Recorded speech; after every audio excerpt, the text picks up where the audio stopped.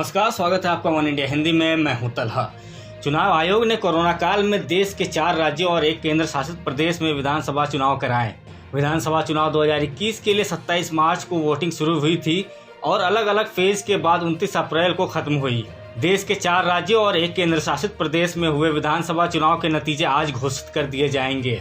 चुनाव के नतीजे आने से पहले 29 अप्रैल को एग्जिट पोल के नतीजे भी आ गए हैं। पश्चिम बंगाल के चुनाव के नतीजों पर तो पूरे देश की नजरें टिकी हैं। पश्चिम बंगाल का ये चुनाव ममता बनर्जी की तृणमूल कांग्रेस और प्रधानमंत्री नरेंद्र मोदी के नेतृत्व में लड़ रही बीजेपी के लिए काफी अहम है। इस चुनाव में दोनों ही पार्टियों की साख दांव पर लगी है। नतीजों से पहले एग्जिट पोल के नतीजों की माने तो बंगाल में बीजेपी और टीएमसी के बीच कांटे की टक्कर नजर आ रही है। असम विधानसभा चुनाव 2021 के लिए कुल 126 सीटों पर 3 चरणों में मतदान हुआ था।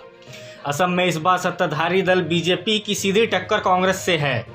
एग्जिट पोल के नतीजों में बीजेपी लगातार दूसरी बार राज्य में सरकार बनाती दिख रही है।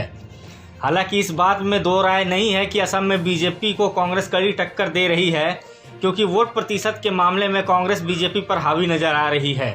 तमिलनाडु की 234 सीटों पर एक ही चरण में 6 अप्रैल को वोटिंग हुई थी। तमिलनाडु में इस बार डीएमके और एआईएडीएमके के बीच सीधा मुकाबला है।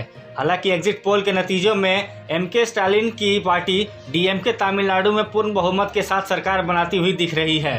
केरल की 140 विधानसभा सीटों के लिए एक चरण में 6 अप्रैल को मतदान हुए थे। एग्जिट पोल के नतीजों के मुताबिक मार्क्सवादी कम्युनिस्ट पार्टी की अगुवाई वाली एलडीएफ केरल में पूर्ण बहुमत के साथ सरकार बना सकती है। वहीं दूसरी ओर कांग्रेस के नेतृत्व वाली यूडीएफ दूसरे सबसे बड़ी पार्टी बन सकती है। केंद्र शासित प्रदेश पुडुचेरी की बात करें तो यहाँ 30 विधानसभा सीटों पर 6 अप्रैल को वोटिंग हुई थी। एग्जिट पोल के नतीजों के मुताबिक पुडुचेरी में इस बार बीजेपी की अगुवाई वाली एनडीए पूर्ण बहुमत के साथ सरकार बना सकती है। इसके साथ ही आज यूपी पंचायत चुनाव के नतीजे भी घोषित होंगे। चंद मिनटों में ईवीएम मशीन खुल जाएंगे और रुझान सामने आने लगेंगे और जनता ने सत्ता की चाबी किसे सौंपी है और किसे सत्ता से बेदखल किया है, ये साफ हो जाएगा। इस खबर में फिलहाल इतना ही। देश और दुनिया की ताज़ा तरीन अपडेट्स के लिए बने रहिए वन इंडिया हिंदी के साथ।